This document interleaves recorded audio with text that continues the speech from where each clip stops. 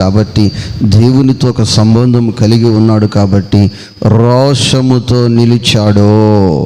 దేంతో నిలిచాడు? రోషముతో నిలిచాడు. రోషముతో నిలిచాడు. రోషముతో నిలిచి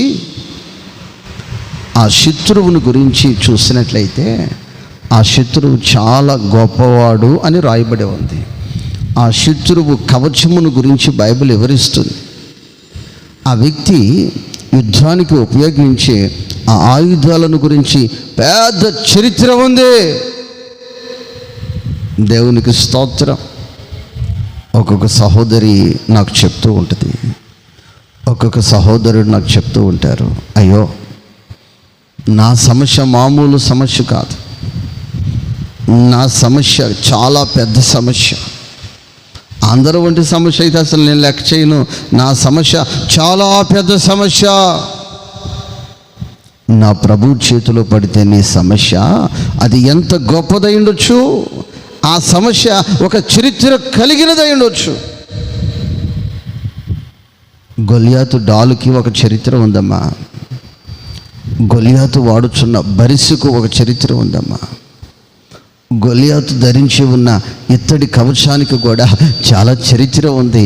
నీ శ్రమలకు ఎన్ని చరిత్రలు ఉన్నా, నీ శ్రమ ఎంత గొప్పదైనా, నీ శ్రమ ఎంత గట్టిదైనా, ఇదిగో నీవు కలిగి ఉన్నవాడు నీ శత్రువు బలము కంటే అధికమైన బలాఢ్యుడు అన్న విషయాన్ని నువ్వు మర్చిపోతున్నావు. దేవునికి స్తోత్రం. ఈ దినము నా ప్రభు ఎందుకో మరలా నీకు గుర్తు చేస్తూ ఉన్నాడు, మరలా నీకు తెలియచేస్తూ ఉన్నాడు. దేవునికి స్తోత్రము. హల్లెలూయా. నా ప్రియ దేవుని బిడ్డలారా, దావీదు గొలియాతు ఎదురుకు వెళ్ళి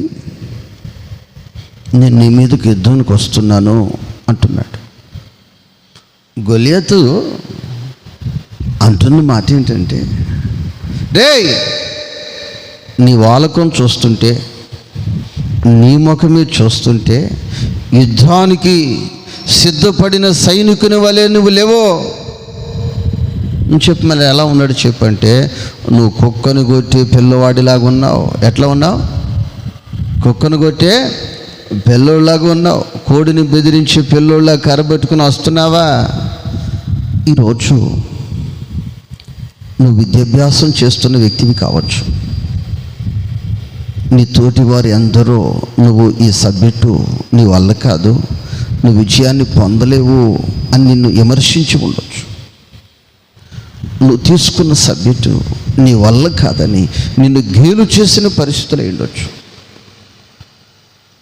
ఈరోజు నువ్వు కలిగి ఉన్న అప్పులు, నీ బ్రతుకులు ఈ అప్పులు తీర్చలేవు, ఈ వ్యాపారం చేయలేవు, ఎదిగిన బిడ్డలు పెళ్లి చేయలేవు, నీ వల్ల కాదు, నీకు సాధ్యపడదు అని నిన్ను ఎగతాళి చేసిన పరిస్థితులు ఉండొచ్చు.